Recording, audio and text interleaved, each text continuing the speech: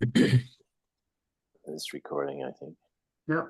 So welcome everybody. Steve Cady here, and we're with our Change 2024 Think Tank series. We have a wonderful group of people that are coming in and generously sharing of their time to talk about human-centered perspectives on change.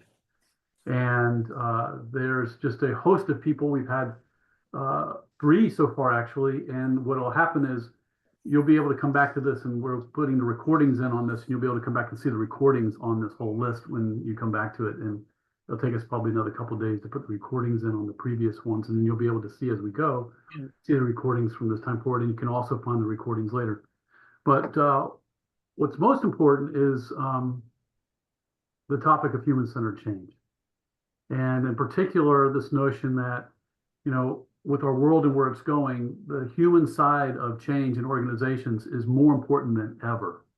And at Bowling Green State University, with our doctorate program and od&c and our master's program, with our partners, we have partners from a variety of different places. You can go to this and you can see all the different people, and then you can see our partner organizations with Bowling Green State University and our graduate programs. The Academy of Management's od&c division is a partner with us on this. We have Nexus for Change, All Things Change podcast series. And we also have the Collaborative Change library and handbook that's also a part of this. And so there's a lot of really great people, organizations, and so forth that have come together and have generously are giving of their time for us to really learn from them. And we have in the audience here, we have doctoral students, master's students, friends, colleagues, people from LinkedIn, professionals, consultants, leaders, educators, researchers, students from all over the world, literally coming in to be a part of this. So I'm really grateful that that you 3, Margaret and Dave and Jake, you're willing to share your wisdom and expertise with us. And this is where we are today. And Margaret, author, master trainer, doing really important work, great books, interesting stories. I mean, you have some amazing stories in your work that you've done. And the Payne-Ful Business, Charleston's Journey to Truth and Powers, and then Power Surge, a Conduit for Enlightened Leadership. Dave Jamieson, an author, best-selling author, associate editor for OD Review, associate editor, has several awards for contributions to the field of od&c, use of self, all kinds of work. You're prolifically contributing to the field to this day. And Jake Jacobs, brother from another mother, who we have grown up. I would say our joint mother was Kathy Dannemiller, who guided us and connected us, and I'm so grateful for that. And best-selling author on real-time strategic change, leverage change, 8 ways to achieve faster, easier, better results. Super consultant. He's got a super consultant cape that he wears sometimes.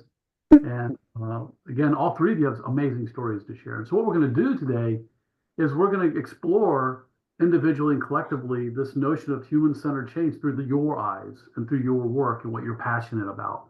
And so each person will share for about 15 minutes. We'll start with Margaret, then we'll move to Dave, and then we'll go to Jake. And share your latest thinking around something that you're really inspired by and your topic, whatever you want to snip it out of all your portfolio of work that you've done. Share a little bit of that. We'll then break into breakout rooms and have the audience take about 10 minutes to discuss, what did you hear, your reactions, and what questions do you have, and bring those back, which will give us lots of time, a nice half hour or so of time to really dig into things that you all want to talk about. So I'll ask you when you break out to have somebody bring a question back, type it into the chat, but we'll bring you in live and have you ask questions, and we'll make it a nice conversational experience. The audience so far, the people, the participants, I'll say, because it's more than an audience, your participants and it's very engaging, have said they're leaving inspired and they're leaving energized and really appreciating the wisdom that you all are sharing. So Margaret, thank you for taking the time to be with us today. I'll turn it over to you if you want to go ahead and begin. You can share your screen or however you wish to share with us.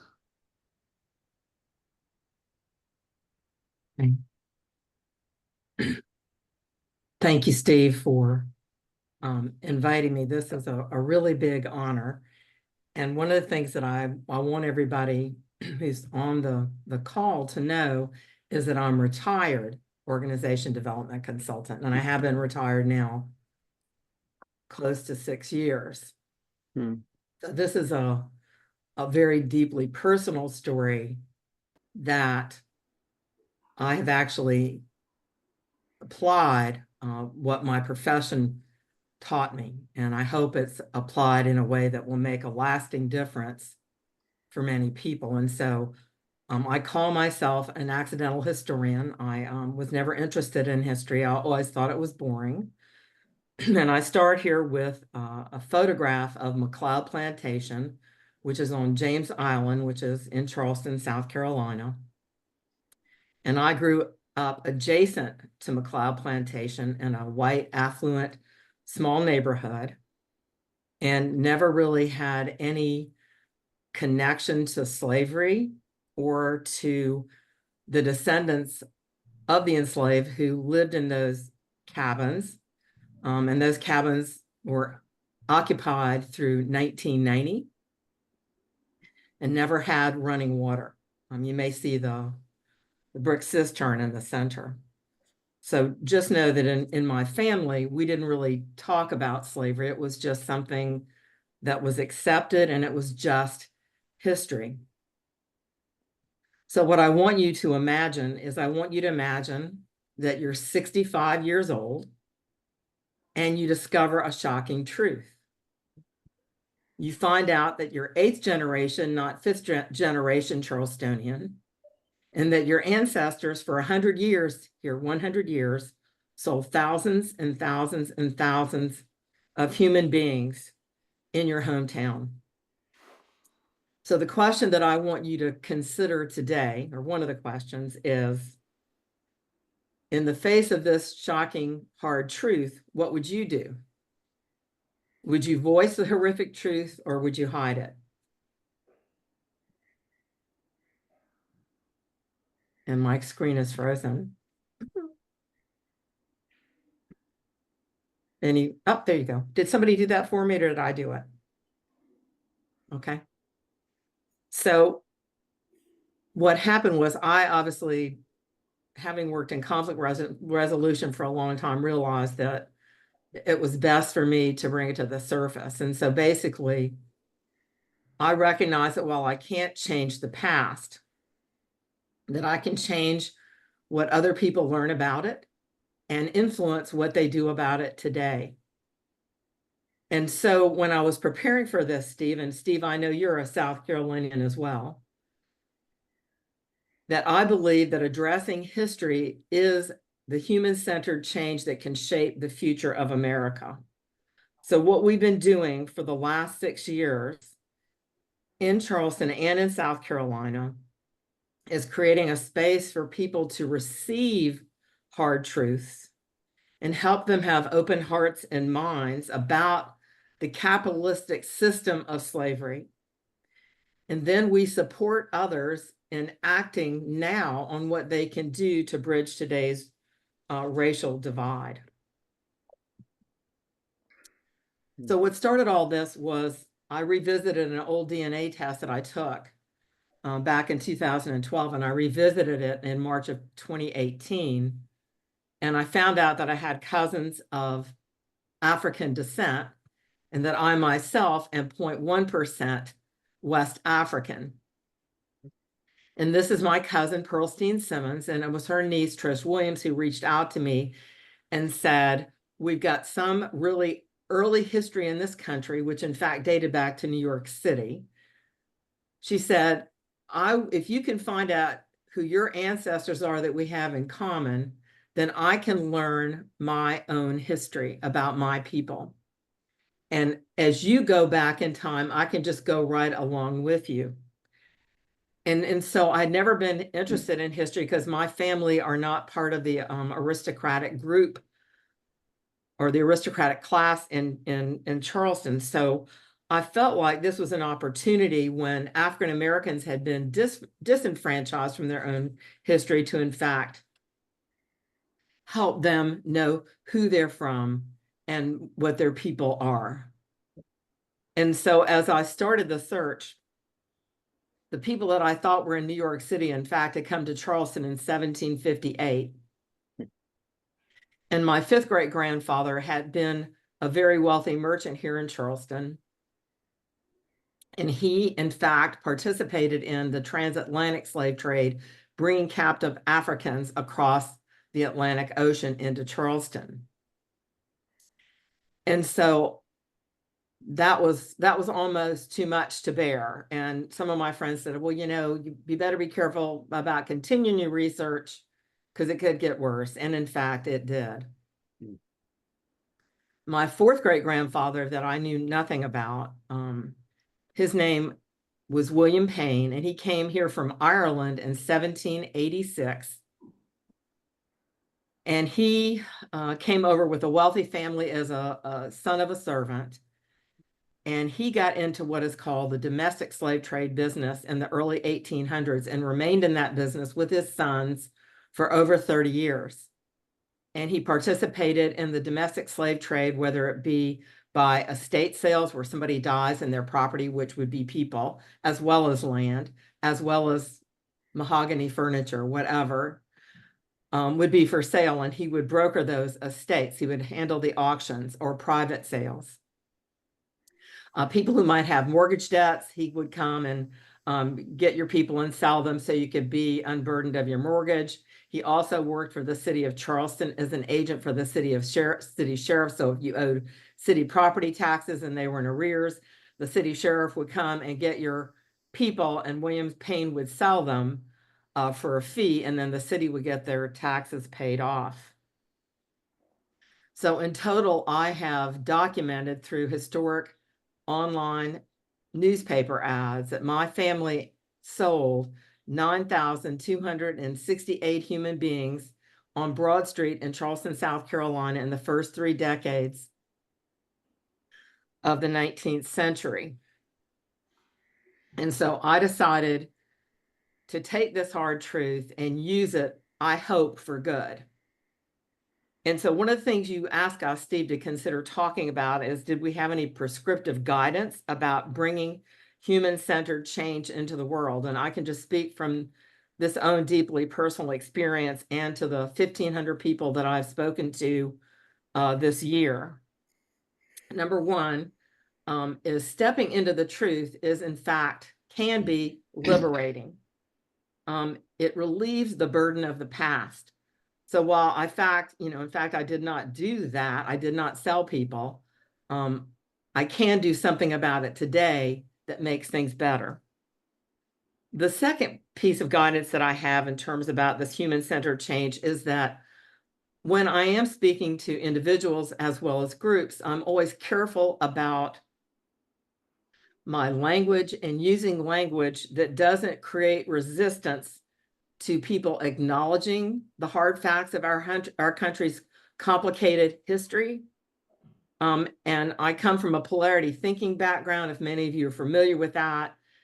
And so we call using that conscious language trying to get people unstuck. So you don't try and force people to change, you try to meet them where they are and help them feel comfortable in looking at something new and different. And the second thing that I do is I really avoid trigger words or phrases, and I won't give you any examples because I don't like to use them. And I also make sure that when I ask people at the end of my presentation, I ask them, I give them a choice about different things that they might do to determine what action they might take to join us. So everything that I end with is always about a personal appeal to people in terms of what individuals might do. And so I'll always put up a circle and I say, well, this is my small circle of influence. You're in it now, thank goodness. So what I want you to do is after today, see who's in your circle of influence that you might do one thing to build a relationship across race that would make a difference. And I think the biggest thing that I've learned in this process is that there is a real difference in sympathy and empathy. And if we can get people to the empathy stage, then we really have a chance for human-centered change. So like when I was a little kid living next to McLeod Plantation, I was sorry for those little Black kids who had nothing while I had everything. But when we had the Mother Emanuel Church massacre here 10 years ago, when Jake and I co-led the Charleston Illumination Project to help citizens and police connect, it created empathy in me where I actually could imagine what it was like being in the Black experience in America.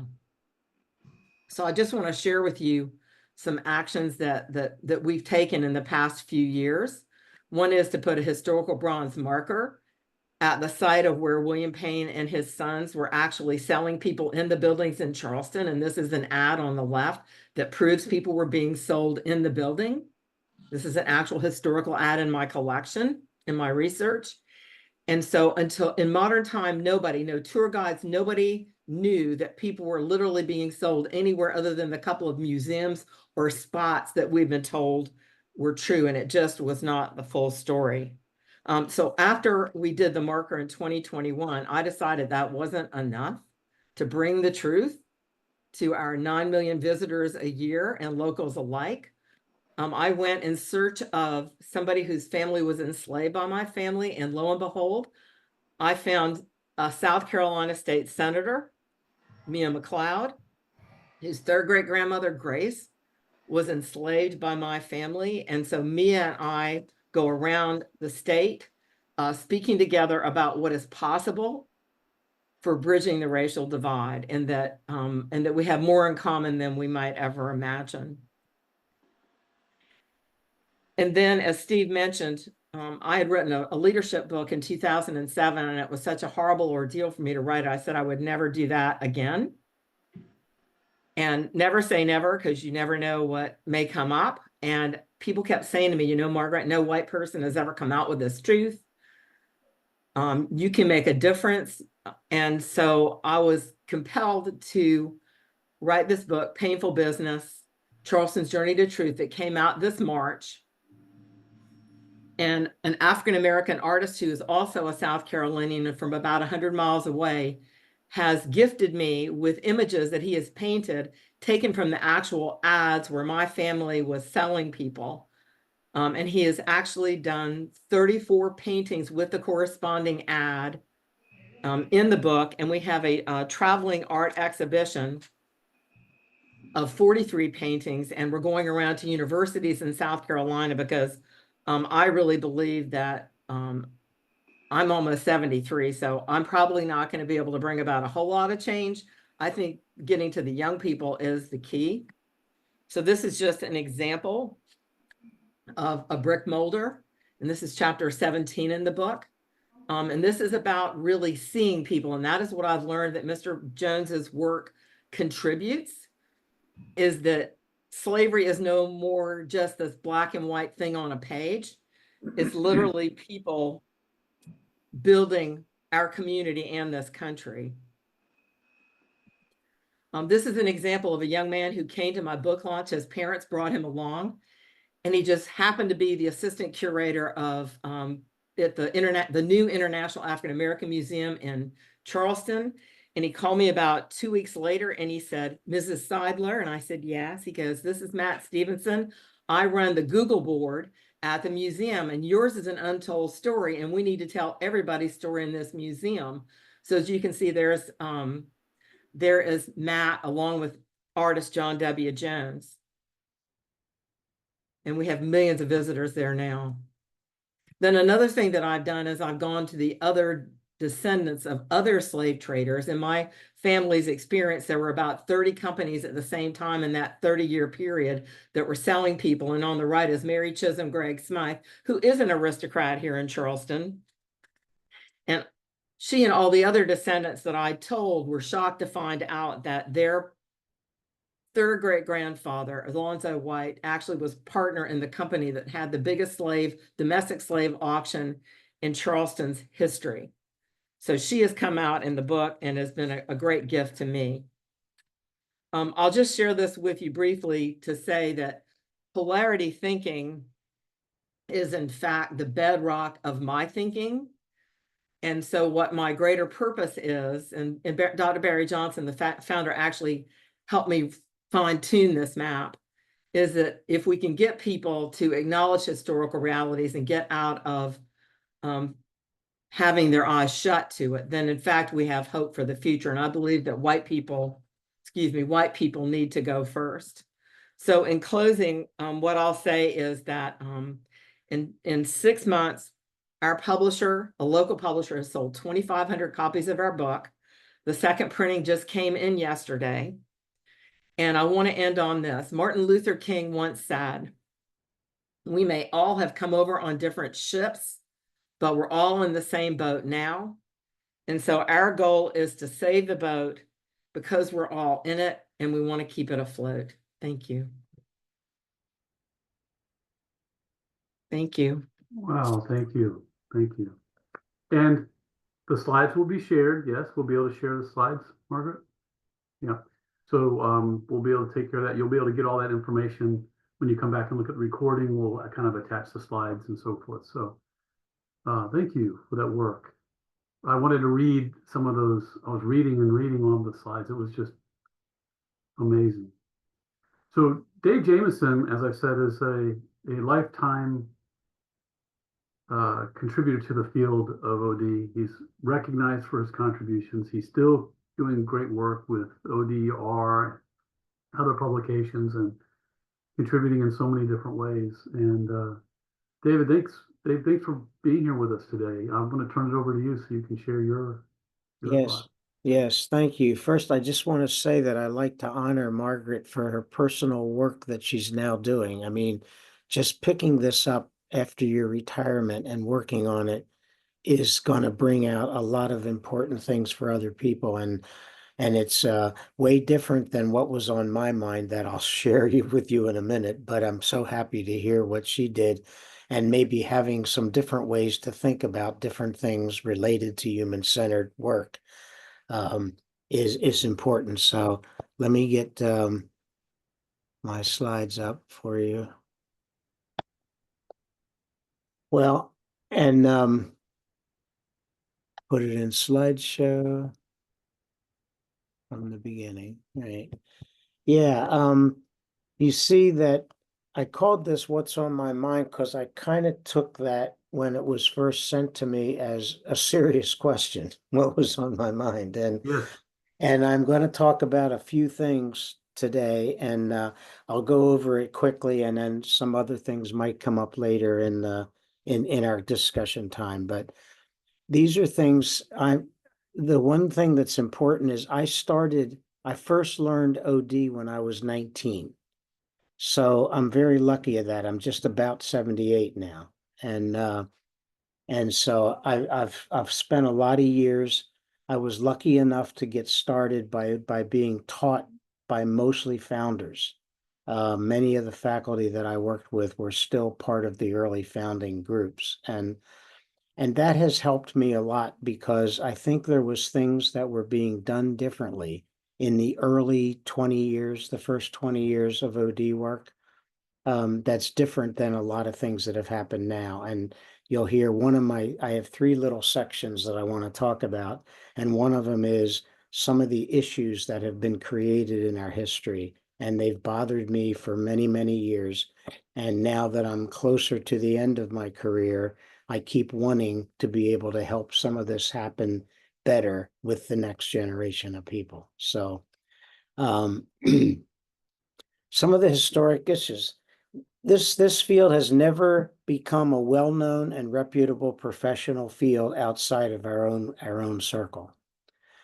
There's been little governance along the way. There's been little common core education along the way.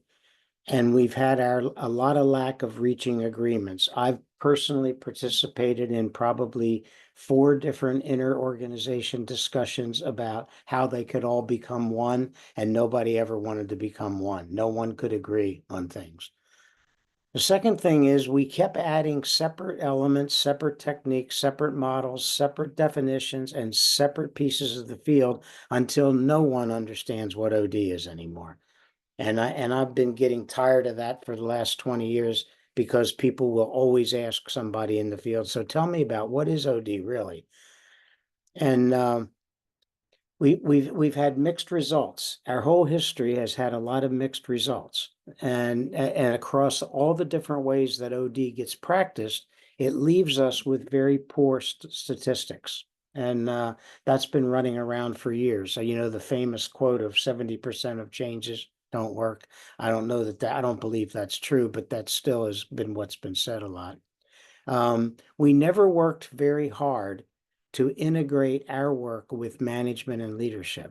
In fact, we have actually been anti-management and leadership in some cases. And now many few know about our unique way to execute change work and develop great organizations. That's what I still love about this field. I think we nailed some of the right ways to go about doing this work. And I'll come back to that in a minute. In recent years, some disciplines have actually left OD that were part of OD in the beginning. People chose to leave and form a separate kind of professional organization or something else. And I always laugh at people when I think about how I learned it and how I went out in the field with some of my faculty and did early work. Training people were always connected with us in OD. We always coached leaders, and there was no coaching federation and other things. And yet I know, and we all always worked with organization design whenever we were doing organization development work.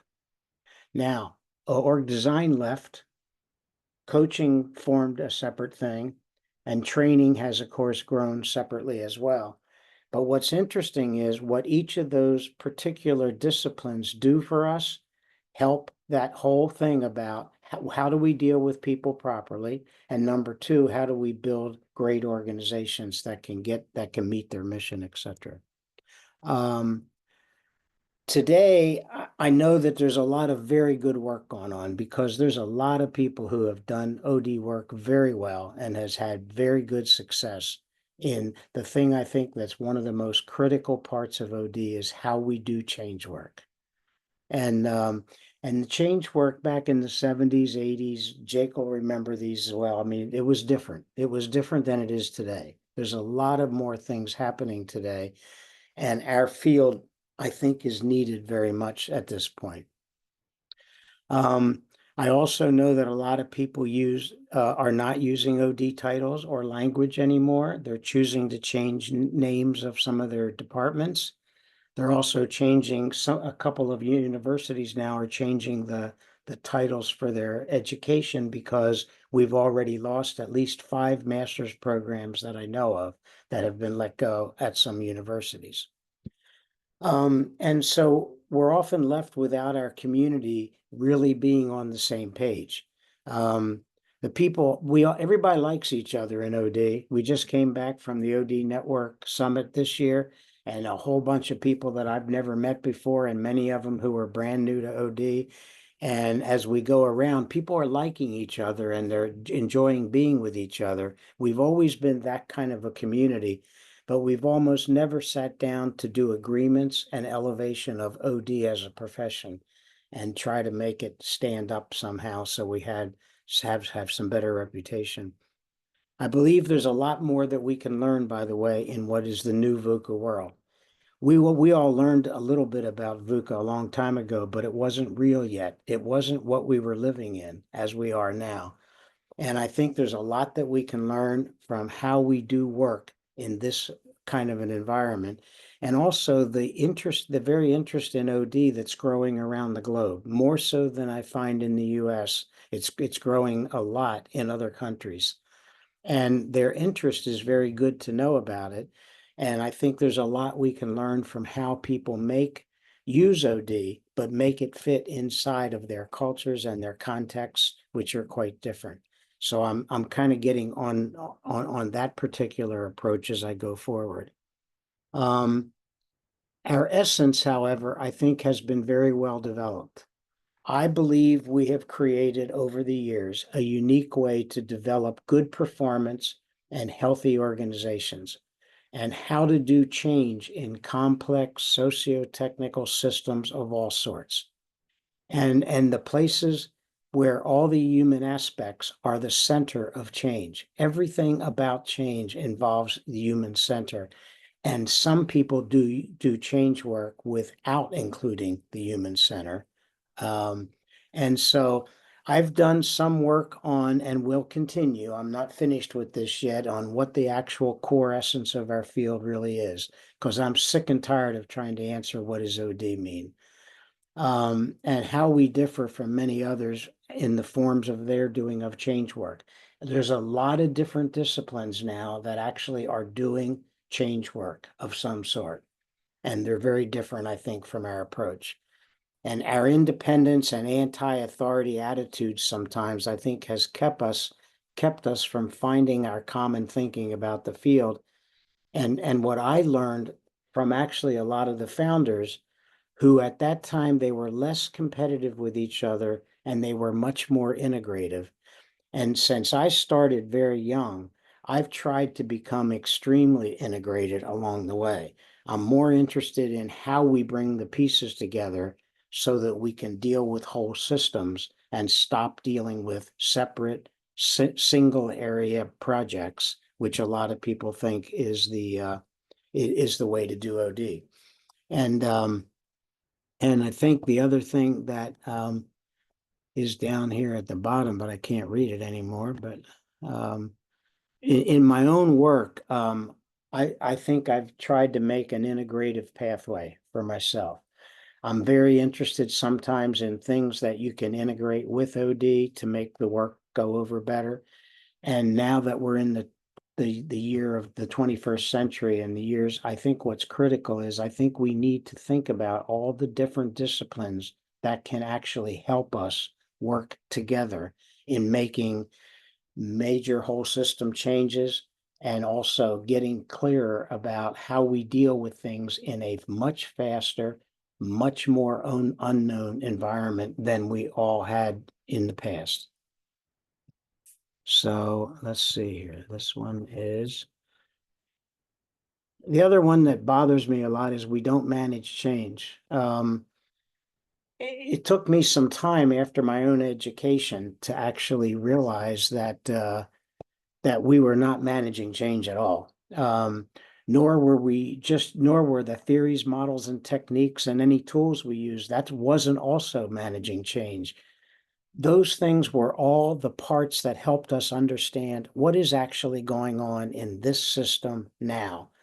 And that is where our levels of diagnostics and discoveries, depending on which philosophy you want to use, they're both critical. It's what is actually going on is important. And they are part of what helps us to understand what it is that's going on and what are some of the options we have to make change happen. And most books say change management or managing change still today. Everything we do comes through our use of self, actually. Who we are, how we relate to others, what we know and don't know, what we can do and can't do, and what our development leaves within us. That is, we all grow up and we all go through a variety of experiences. And what's left in us sometimes is things that help us and things that hinder us as we think about how we choose our behaviors, etc. A lot of them are patterned into our system. A lot of them we're not self-aware about.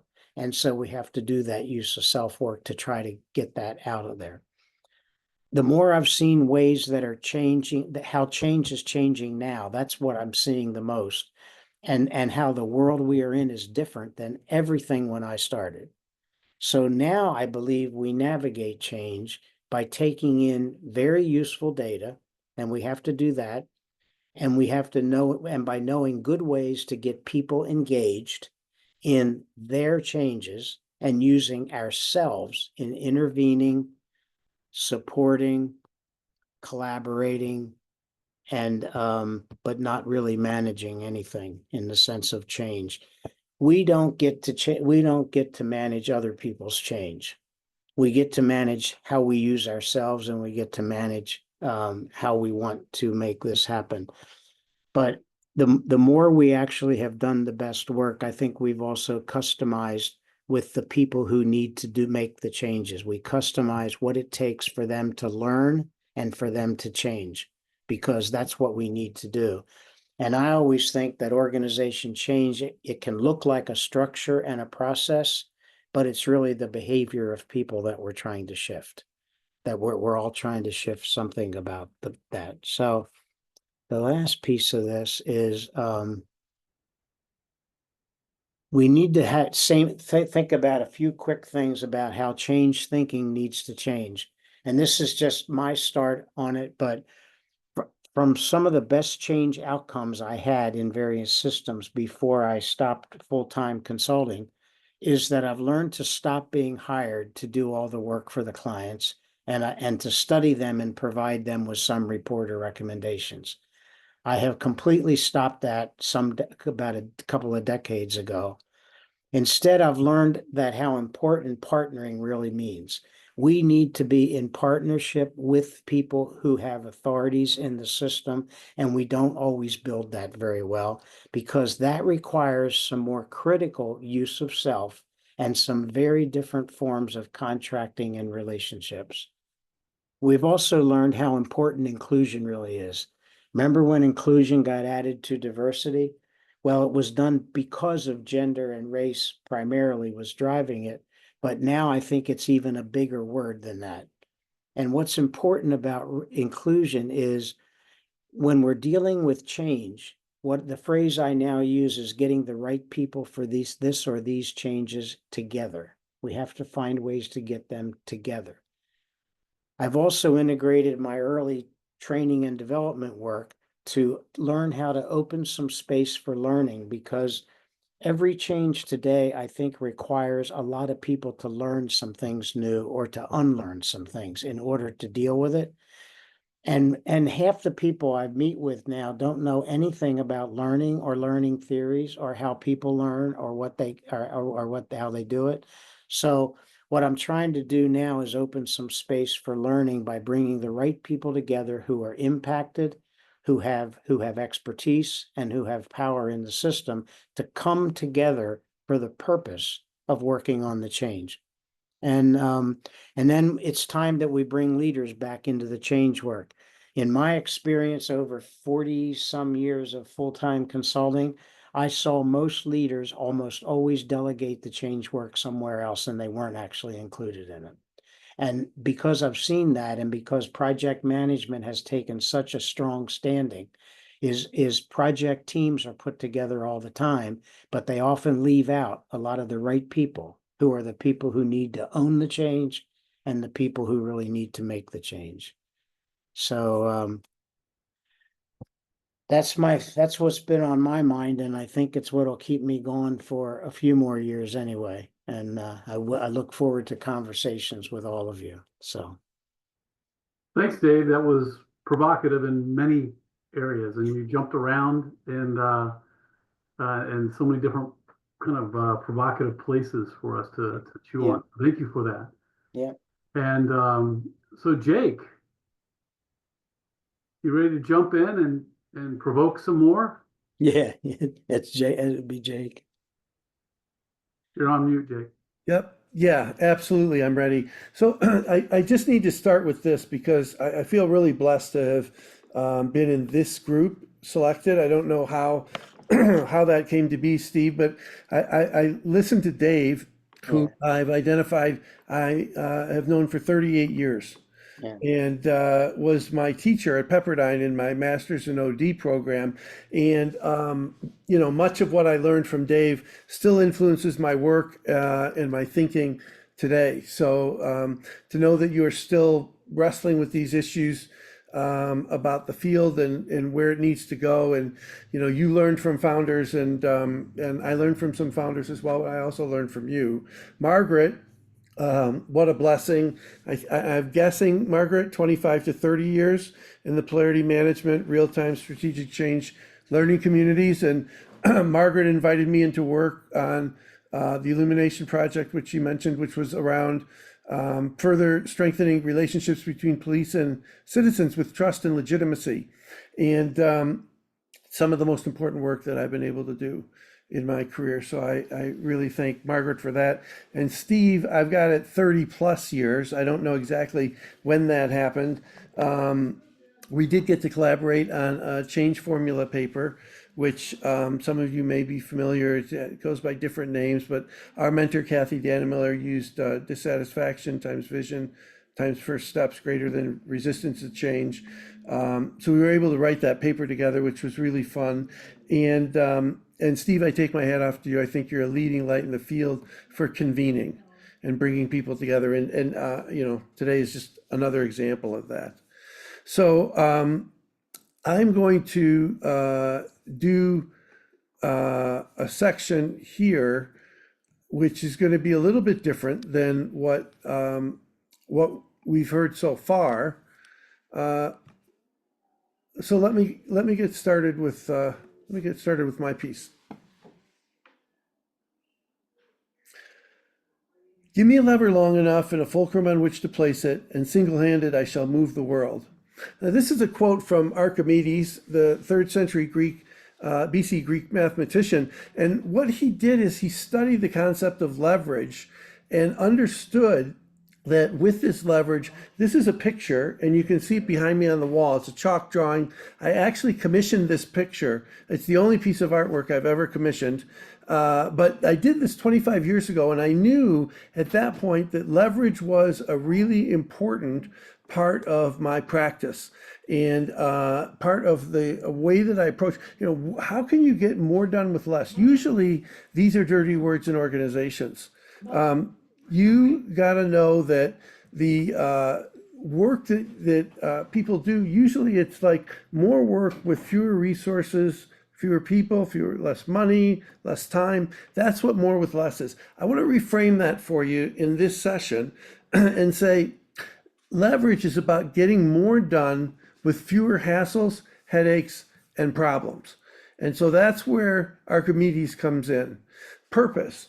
So what I want to do is introduce this, and I want you to think about what I'm sharing as making the good work that you're already doing better, right? So I'm not here to say, do this instead of what you've done. I'm here to say, I think I've got some turbochargers for you in this approach to leverage change that will take any work that you're doing and accelerate it and sustain it, getting faster, easier, better results than you believed were possible. So outcomes, it's a short session, but I have 2 of them. One of them is I actually want you to be excited about using this approach. I don't know if I can get you jumping up and down, depends how much coffee you had this morning, but I do want you excited to see the power and possibilities of what I'm sharing. And then surprised. So mouths open, going, you know what, I can use, it was only 15 minutes, I can use what Jake shared with me in an individual piece of work that you've got, team work, system work. This is fully scalable. So you can use this at any level that you want. Heather, if you can put the handout into the chat, this is something on the book of Leverage Change. The way that I designed the book is I identified 8 common problems. Too much change, change takes too long, people reject your approach because it's not invented here. These are all common problems that people experience in change, and I identified a lever that addresses it. Just like Archimedes, we go back and we say, how can we get more done with less? These are paradigm shifts. You don't have to go to the bank and withdraw money, but you'll get winnings by applying these levers and be able to take those winnings off the table and reinvest them in your change work going forward. So what we're going to focus on is 2 levers in this session. One is there's too much change, which is pay attention to continuity. Margaret mentioned polarities and the work that we've done with Barry Johnson. Pay attention to continuity says, if you can, focus on continuity. If you want change, don't go after change alone. Go after change and continuity, and you'll soon be celebrating successful change. So notice that paying attention to continuity is something that brings about a level of confidence, a level of conviction. There are a lot of things that we need to keep the same, but often in the world of change, that's what we talk about. We raise people's anxiety, we raise their fears. People go on a watch alert. So, the second lever, change takes too long. This is a complaint. The most unique lever in the book that I'm talking about is think and act as if the future were now. Don't wait for your future, live it today. So this is about reaching out. Don't look to the future as something that will unfold at a further point in time. Look at the future as something that you can grab hold of and bring back into your present in some meaningful way. These are all from a book, Leverage Change, How to Get Things Done Faster, Easier, and Better, and Achieve Results. So we're going to do a live consultation here. And what I need is a volunteer from the audience. And what you do is a client briefing. You spend 2 minutes telling us about some situation that you're wrestling with that involves change and results that you want to achieve. I will consult to you using those two levers we just identified. I'll consult to you, and then based on that, we're going to get one breakthrough idea in that 5-minute period that I will then consult to you in. So you get 2-minute briefing up front, 5 minutes for me to consult, and then we'll step back and see what we learned. All right. So the most important thing at this point is we need a volunteer, because on the next screen is a 2-minute countdown clock. You can brief us on, who's involved, what are the issues, what results, what challenges, anything that you think will help us. And at the 2-minute mark, the bell will go off. If you finish before, so much the better. All right. So if you can, the first person to type me into the chat will be our client. And then Heather, you can go ahead and spotlight that person. We have a volunteer.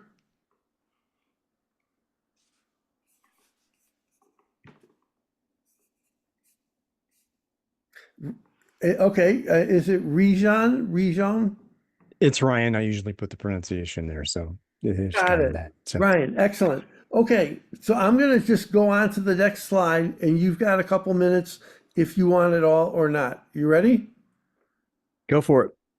Cool. All right, let's hear it, Ryan. I'm involved with a group of people who are attempting to convene an event that will engage deep conversation with a very contentious issue. Let's say in this case is climate change. There are people who are vehemently on one side of the truth of climate change and their own facts, their own beliefs in those facts, and their friends who are there in this group that we're convening are on the completely 180-degree side of being skeptical, believing in alternative change, behavioral change modes and visions. And so the challenge for me is that these people have been talking together, have been in deep dialogue for a year and a half. And even still, that there's this tension and a lack of acceptance of shared facts, of divergent beliefs, and an understanding of a way to move forward to inspire behavioral change in the folks that we might seek to convene another event for, to be an inspiration for change, to have people come together for a large problem in a societal frame, not necessarily an organizational frame. So that's it. We're trying to be a force for positive change in the world. Two people who are deep friends and in deep dialogue are from totally different ways and trying to develop some approach. Great. Great. All right. Thank you for that. And thank you for taking this on. It sounds like quite a challenge. The rapid response consultation. So I'm going to ask if we can follow a few ground rules to make this work. One is we'll have a 5-minute countdown clock, and we may finish early as well. I'm going to ask for permission to interrupt. And I do that not because my mother didn't teach me manners. I do that because we only have 5 minutes, so I may jump in and redirect or ask a question or make a suggestion, all in the name of getting a breakthrough idea. Anybody else, feel free to take notes. We're going to hold all questions. It'll just be Ryan and myself there, and then we'll open up and do a quick debrief. And the goal, one breakthrough idea that's going to lead to faster, easier, better results. I've got my levers. Ryan's got his situation. Are you ready? Let's go for it. Whoops. We're supposed to get a clock here. Okay, great. Ryan, are these people going to be meeting in co-located space? Not in physical space together, no.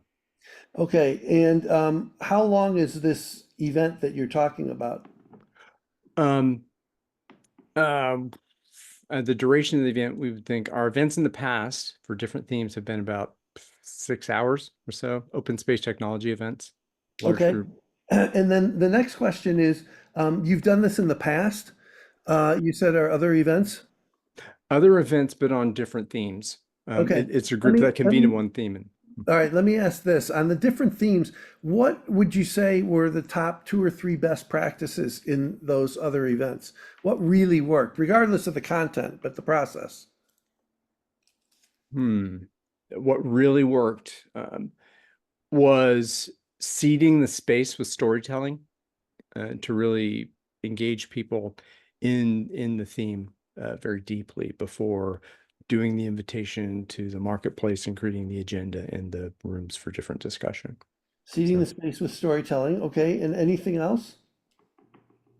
We did multiple languages, and so that there was space for multilingual participation. Great. Great. Now, what is the purpose of this gathering that you have? Like, if you were to describe it in a sentence, what, or phrase or whatever, what's the purpose that you have? The challenge that the purpose has been shifting. It is the desire to convene a space where people can talk deeply around, again, this topic, for example, because it's alive in the group. So my understanding, the theme that we've been going with over time is to help the participants in that event develop the capability to go into these issues more deeply and with grace and knowledge and a desire to move forward. So it's, yeah. Okay, so here's just one quick idea, which is most times when you gather people like this, what you want is action, right? I mean, you have some event and you come out of it with action. I'm going to suggest that actually we shift that a little bit and soften it up. So what if the purpose was something about, hey, look, you can continue your belief system, like we're not coming here to change it. That's not what it's about. What we're about is learning new stories from each other so that we can be smarter as we move forward, just like smart, however we move forward. And you could even have the 2 groups meet separately and talk about what moving forward looks like for them. But what you want to do is get new data into the equation here. The other thing that I think is interesting is if you were to say, well, what would you, Ryan, or the organizers of this be doing in the future if this worked really well? How would, again, the group of us, the What conveners? would be the conveners. What would your work be in the future, do you think, broadly? I think it would be digging into projects that had juice and helping those projects move along. The projects that were spawned from this event, of this kind of togethering, to bring those into real world behavioral change. And when you say digging in with juice, like what does that look like actually? That looks like continued dialogue in deeper and deeper ways, in more detail about a particular sub theme that may have come out of the main theme. Great. So one of the things I want to suggest is that you look at this project, you look at the gathering as that future. So you go deeper into this dialogue and continued dialogue, but approach this event as if it was actually what you're talking about after the event. right? Move that future up. And then the thing is that I also think that your organizers could become like a key player in this. So rather than looking to outside yourselves for action from these other groups, what is it that the organizers can do going forward? And how can you start practicing those behaviors and those approaches in the way that you designed this gathering? I'm following your direction to take notes here. So, Cool. So you're saying, what if we, in say the center of the circle, the conveners, the developers of the theme? What are you doing? Yeah.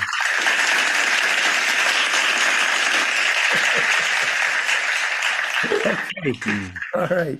So I want to just do a quick debrief here in terms of really quick. So how did that go for you, Ryan?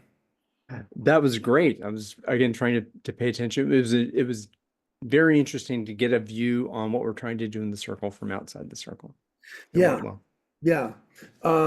Anything else in terms of your experience, just viscerally, like your own energy, emotion, like as we went through that, do we get to some ideas that were different and shift some thinking, open up some possibilities? Yeah, using the event as an as if. Let's approach it as if the future is now, and we are having the dialogues that we would want to have in the future, and having that be explicit as opposed to say, "Hey, that's going to happen because we want it, we think it's going to happen," but be explicit. Yeah. Yep. Cool. Cool. All right. So I just have one more thing to share, which is anybody on the call. I have this as an offer because Ryan and I did this in 5 minutes. You get a luxurious 20 minutes. I call them immediate impact sessions. If you're interested in having the kind of conversation that Ryan and I just did and applying the levers, just send me an email, right? jake.jacobs@leadershipcircle.com. And I would be happy to schedule a time with you and spend 20 minutes working on some issue that you have. So the last thing that I would say is leverage can get more done with less. Ryan, I thank you for your courage and I thank you for the work that you're doing. And I want to make sure that as you go forward, these are 2 of the 8 levers. There's 6 other levers that we have that you can also look through on that list. If you go to my website, there are more materials on leverage change. There's some documents. There's an ebook that you can download. That is at jakejacobsconsulting.com. That's an easy one to remember. So jakejacobsconsulting.com, you can go grab an ebook. It'll have more practical ideas that you can use around faster, easier, better results. Thank you Steve? so much. Yes, thank you, Ryan. Take it away. So that was awesome. I think the wind was in my hair as we were moving along. So it was pretty awesome. Yeah, really awesome. Thank you, Jake. Thank you, Dave. Thank you, Margaret. And let's go into breakout. You're going to go into breakout groups, and we're going to have a 5 to 7 minute conversation around what you heard, what your reactions are, and what questions you have. What are you curious about? One person from your group agreed to bring back a question to type in the chat when you come back. And then we'll open it up and have a nice conversation with some of the questions with our panelists. So go ahead, Heather, open up the rooms. Everybody head on out to see some. Dave and Margaret and Jake stay here. And go have a nice conversation. We'll bring you back in about 5 to 7 minutes.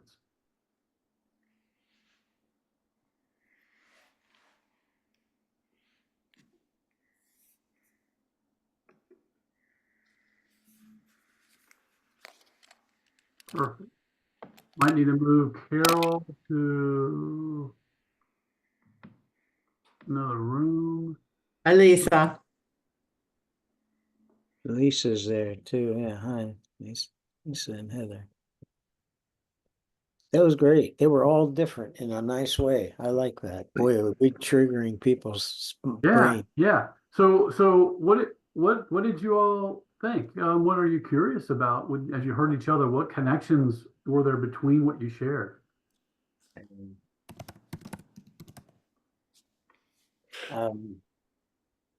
I think one thing that's definitely common, Steve, is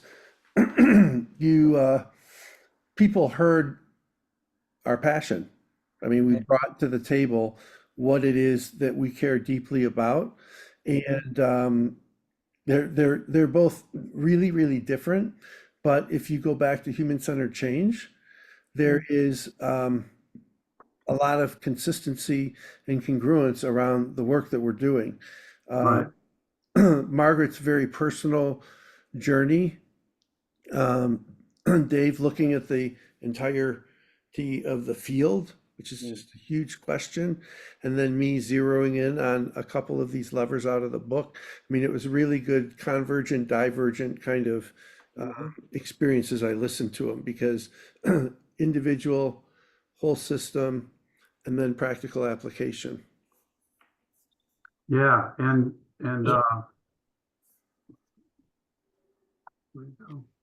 we just gonna, what Yeah, about, and what it was, I was Yeah. thinking about something, and that is, one of the phrases I used was engaging the right people. And I keep thinking that, but what all of us talked about requires the capability to do that. And I think they were very different. And I can imagine in Margaret's work, is digging deeper and actually being able to create engaged dialogues across races. Mhm. And if that can even be helped and improved on, that would be wonderful. And clearly everything that you've done, Jake, for years is you have to get the people engaged to actually do deep and serious work. And I think the problem is we sometimes have to set up the state so that people are willing to do that, so that they move into that. And I look at so many project run change approaches, and I keep seeing this thing with a whole bunch of people listening to others, but not being engaged in making the changes themselves. And I think that's the difference that I'm seeing more and more. So,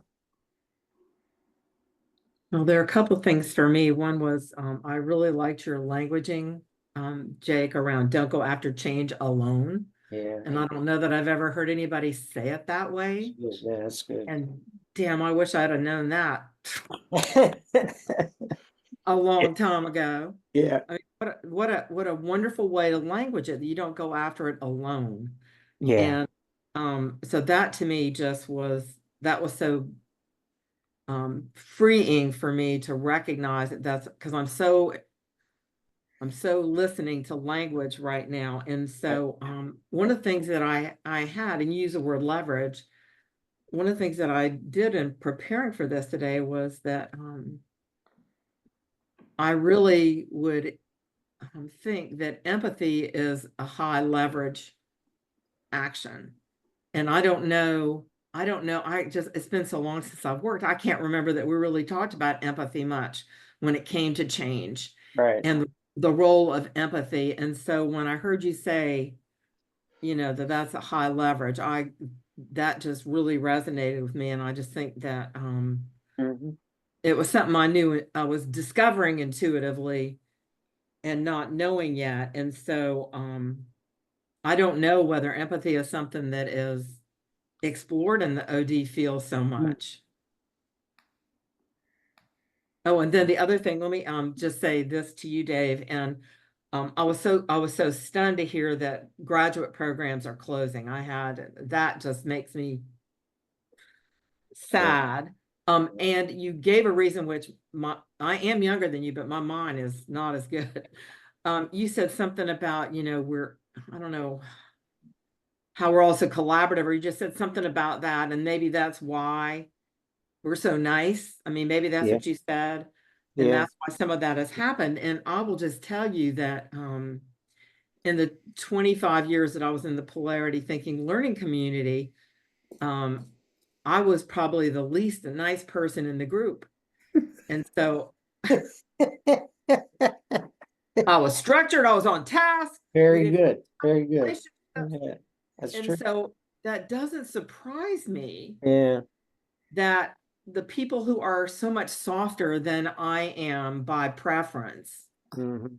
that this is happening to the OD field, because it takes, I mean, I watch it in the polarity thinking learning community. I mean, it takes some task and structure to hold this thing Yeah. together. Yeah, And yeah, that's right. so that was really big for me. And then I have one thing that I want you just to think about in terms of languaging. I'm so super sensitive to it. Yeah. Is I heard you say like engaging the right people. Mhm. And I've really tried to get away from using write anything. Oh, okay. I want to get the right answer. I want to get the right people. I want to get the right blah, blah, blah. It feels either or to me. And so I might say, I want to engage the most effective people. Most effective people, yeah. Something that just takes it up to a higher level. Yeah. Because just trust me, with my work, I'm getting pushback on languaging. So anyway, that's just That's a good idea. Yeah. And because I always define right whenever I use it anyway. So because it's three or four different types of people belong in the change work. That's all I'm trying to say. And so going back to the OD field, I think that if Barry Johnson were here, he would say that he could have probably predicted with certainty that there would be a decline in the academic study of OD yeah. because not everybody, most people who are drawn to the field are so much nicer than Margaret Seidler. Okay. Could be. Okay. That's interesting. That's a really good way to look at it. Thanks. Yeah. Well, I mean, we have challenges, and the world changing around us is causing more because I remember when doing work and contracting it and getting started was a lot easier, and now I take a little bit more time up front than I ever did before because I had to say no to a lot of leaders and say I don't think we should do work together. Yeah, Because they just would not budge. But when you needed money and you were young, you would take the different. project. And I hate myself for having done that now for some years, but I do see the difference too. I see the difference when you do it differently. So So Jake Jacobs always says, go slow to go fast, right? yeah, Don't the client can't care less than you, or you can't care more than the client. I I mean, know. that's the thing about being in your 70s. You're completely free, and that makes I hope makes so. us wholly dangerous. I know. Well, you know, love you it. do have that advantage of having gone through a lot of those experiences and learning how to change yourself. And that was all that's happened for me because Yeah. I started off like everybody else did, I'm sure. I'm different. as I listened, one thing that was new for me or something that struck me from your talks was reading the advertisements from Margaret's telling of the families. Yeah. And just you read that and it's surreal. Yeah, it was real. To read that and see and surreal that, and it was not too long ago, in many ways. And I bet when you lived in South Carolina, y'all didn't talk about it. No. It's just Yeah. And I think what you said was that the human-centered approach to change is, really let's learn from our history, Yes. And Sean Otto says the tyranny of the clock. Sean, Here we are. Sean, come in. Tell us what you mean by the tyranny of the clock. Just something that popped in my head a second ago because I was enjoying my conversation with my cohorts in the meeting, and then I feel like Steve Katie walks in with a club and hits me and says, "Time's up." Yeah. Yeah, it's a useful tool, right? And to have the little hook that brings you back in. Yeah. In one sense, it makes you just want more, and hopefully you all are sending notes and meeting more later. And I know we're all pressed for time, but yeah. So who wants to come in? I know you have some questions, but you can look in the chat. Let's see here. I think Kendra. Where's Kendra? I'm right here. Hey, Kendra, there you are. I'm looking for you on the screen. Hi. So, say hi. So one thing, what struck you that you didn't know before you came here today? And what's the question that you have? Okay. I wasn't expecting the first question, so my most immediate answer is I didn't know Sean and I didn't know Seymour before I came here today, and didn't know the place that Sean is from. He described it as like just between Texas and Oklahoma, and I was fascinated by that, as well as the fact that he's got a military background and is doing OD. I love that. So that'd be the thing I would highlight for now. What stood out?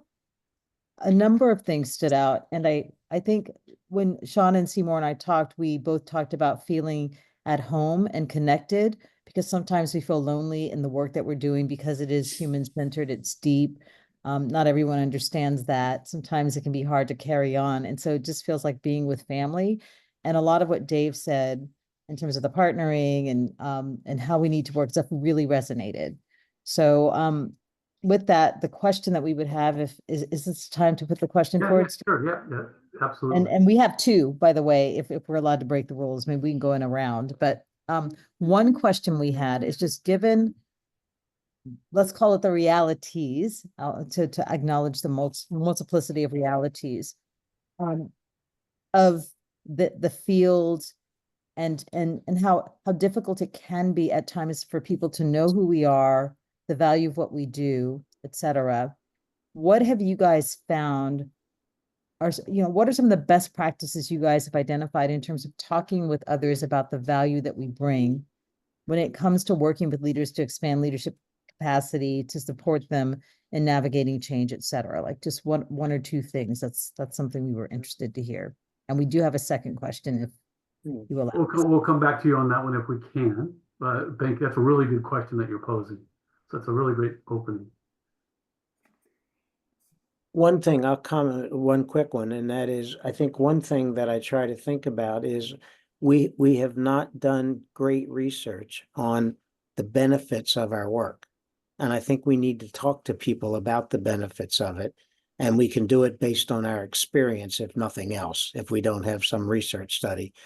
Golumbusky used to do some of that research, but I'll bet most people aren't reading it anymore. And it's the only place I remember a lot of good research being done on the benefits of it.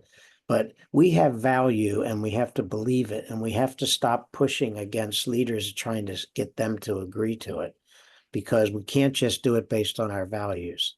I mean, we try to do that way too often. We should model our values. We don't necessarily have to get them to say that they want to do those values, but eventually we'll get there. So, yeah. I can't recall the name of the book, and I promise that over the weekend I will look for it.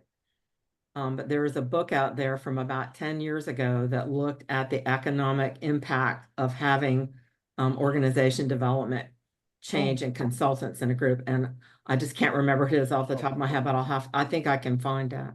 That's good, man. It's good. And Kendra, I'm going to take a slightly different tact on this, which is maybe a pull in the sense of focusing on the client's results and what they want to achieve and what benefit that'll have for them. So not arguing my case in a sense about why, but actually focusing on them and what they're doing. And I want to just do a quick slide share here because it fits in with this results. When I was writing the book, one of the things that I said was that you get faster, easier, better results, right? Well, to get faster, easier, and better results is not enough. So this is a lever, right? This is what Archimedes was playing with. And the clearer the desired results, right? The clearer, the closer you are to achieving them. So leverage is working for you, if you can follow the picture, right? I know exactly what those results are. So being really clear about those results and smart about them makes leverage easier. If you end up with fuzzy results, then the pivot point moves back and leverage actually works against you. So you have to spend time up front on the results, which is why I'm asking clients, what is it that you want to accomplish and how do we focus on that? The one other point I'll make about this is they have to be the right results. And I know Margaret's going to go, wait a minute, right? So I'm going to clean up my language and say they have to be good results for you and your organization. Yeah. So I learned something today as well about, getting into it. But those results, they can be clear. Leverage can be working for you. And if they are not going to serve you well to achieve those results, then you're going to sink your ship faster. Yeah. I mean, Yeah. easier and better. It's great. You'll be on that top. Anyway, so I want to focus on what do they want to accomplish and how can I help you make that happen and shift the conversation away from sort of like, well, what's your value? It's not about me. It's more about them. More about them. Yeah. And Good. Thank you.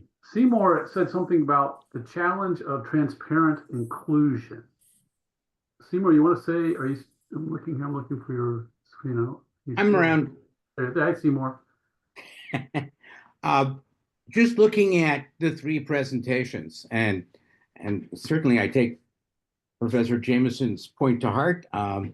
He and I are of similar background and depth. It's when you look at what Margaret presented, to be able to stand back and redefine inclusion beyond the self, but using the self to affect change, that just reflected to me the challenge when I go into an organization.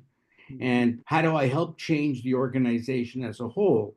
And it's really very much about transparency and openness. And that inclusion piece is so critical. And for us as OD people to have the skill, and Jake demonstrated a wonderful piece to that, to have the skill to encourage that openness and transparency, and then sharing, and then use that as a leverage to affect change is wonderful. And that seems to be the question then specifically is beyond just the leverage points, how do we do that? And because that to me is the fundamental benefit to OD. How do we do that within the complex organizations we're dealing with? And I know you can write a book on this, but a 2-minute answer is always good. Yeah. Well, not speaking so much at the leverage, although I believe a lot in leverage. I'm happy that Jake's been writing about that. But what I'm thinking of is when I think about inclusion and change, I have to think much more broadly than we've been thinking about inclusion so far in just different types of demographics. Because the one thing that I think makes a big difference is what are the different perspectives that are floating around our system. And I really like to get the perspectives included. So sometimes that comes with demographic, different parts of the population, and sometimes it doesn't come that way because we're trying to find out what are the impacts that people are feeling, what are the experiences they're having that's different across different parts of the system, and what are their perspectives in terms of whatever the topic is we're talking about. So we need to bring those perspectives together rather than we start with one team or we start at the top and we hear one set of biased opinions about things, but then we're missing all the rest of that data. And that's why I think the idea of inclusion in the broadest sense is what do we need to include in order for good change work to be worked on? That's where I've ended up, at least so far. So yeah. Yeah.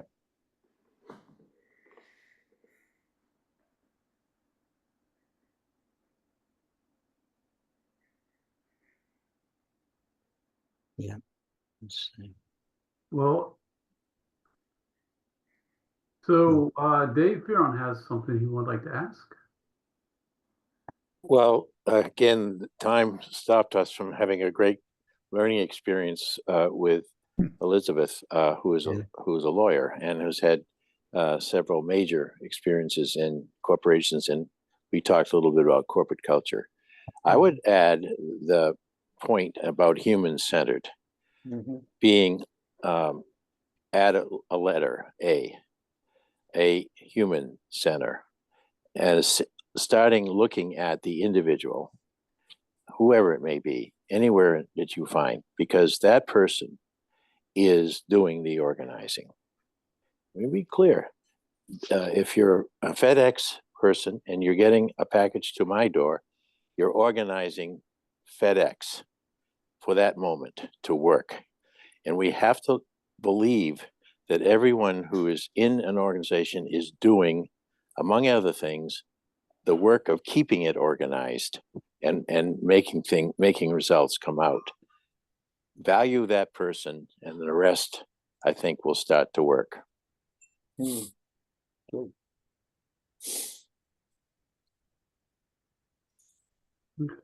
Oh, and Melissa, you have a really good question you want to ask.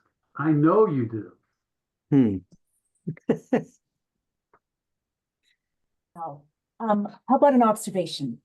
Observation. I'm not sure what to do with this. And I'm scanning the screen to see who our second speaker was. Was it Ryan, I think, who was speaking about the difficulty that OD professionals have in terms of coming together in agreement and agreeing who they are and what are we doing.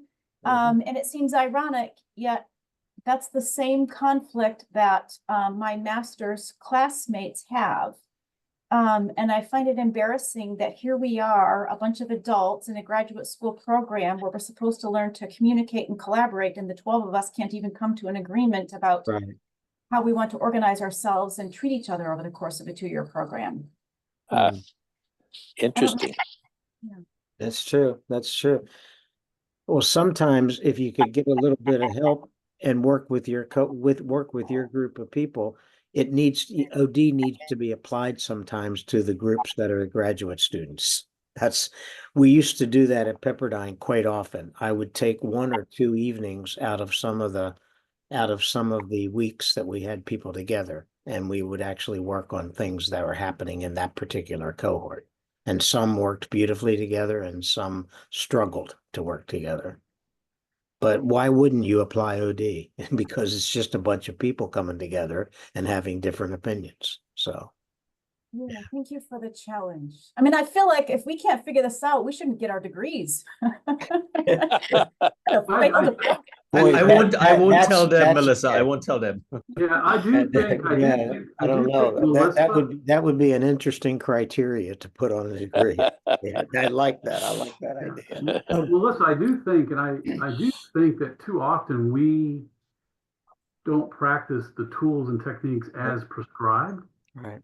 There's a lot of very simple techniques and processes that you open a conversation with this question or framing. You ask this question, each person shares, you then put it on a flip chart, and then you process it. A lot of times it's just skipping the simple discipline practices and steps that we have learned over the years are great ways to frame and process our work. And just go back to what Jake was doing when he did that quick consulting. He had a process, and he very clearly followed a process and stuck to it.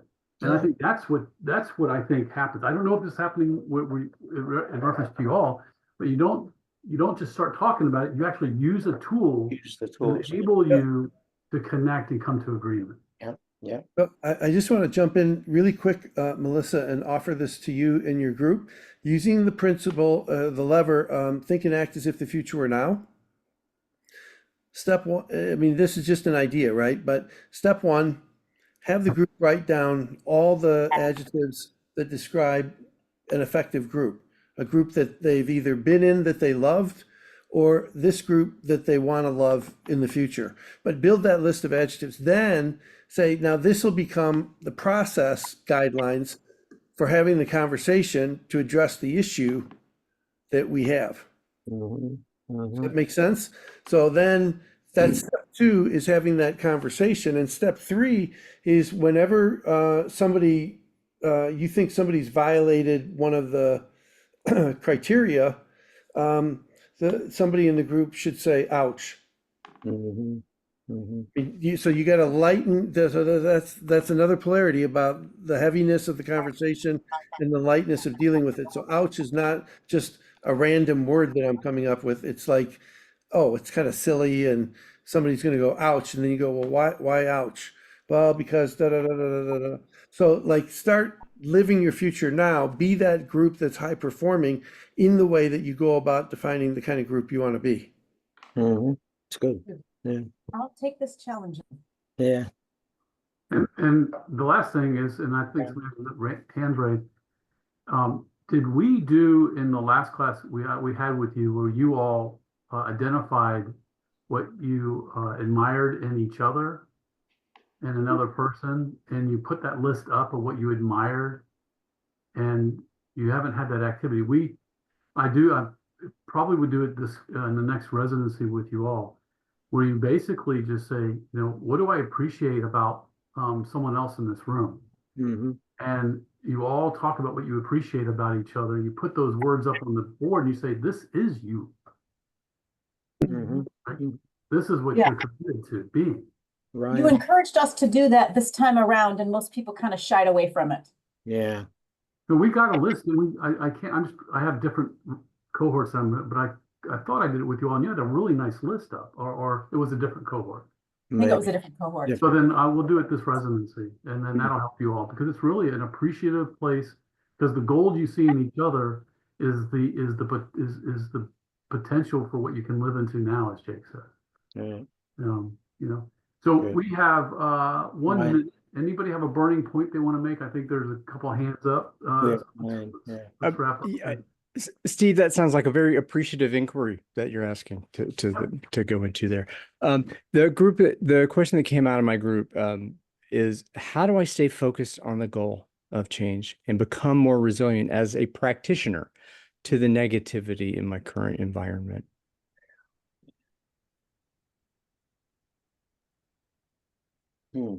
So we have 1 minute. Yeah. It sounds like that's a job for Jake.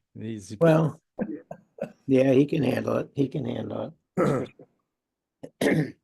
I think resilience is a really good word that you used, in the sense that if we're navigating change and not managing it, we have to be able to step aside. We have to be able to shift a lot. We have to be able to pick up different information along the way. We need to change some of our thinking along it. And I think we need to be open and transparent with people doing that when we're trying to help them. And we're not trying to manage them, we're trying to help them make changes. And I think that's the difference. And the negativity can hurt us for sure, but we have to somehow kind of ignore some of that negativity and keep modeling and keep shifting along with where the group actually is and what it needs as a next step. I think that's all I think about. And Ryan, I'll just jump in, and Margaret, you may want to add something as well. Pay attention to continuity. That lever is something that would be really interesting to play with, because of the negativity and change and the orientation to change. And it's like, maybe that polarity, maybe that tension isn't being leveraged well, and you could pay attention to continuity. Occurs to me. Yeah. All right. Well, this has been delightful, insightful, and I need another full and filling. So, in the chat, what's your reaction to today? What are you taking away? Just a few comments that you're willing to share about how you're leaving today, what you're taking away, and reactions today in your chat before you go. So please do that as your goodbye. Everybody, let's wave, applaud our speakers. Thank you so much. Really appreciate you. Appreciate you all for being here. And again, from Bowling Green State University, from the Academy of Management's od&c division, from Nexus for Change, from All Things Change podcast series, from the Change Handbook and the Collaborative Change Library, from all of the people here who are partners and friends that care about human-centered change in the world. I'm really grateful, and really nice, really great session today. Really thoughtful session. So have a great rest of the weekend.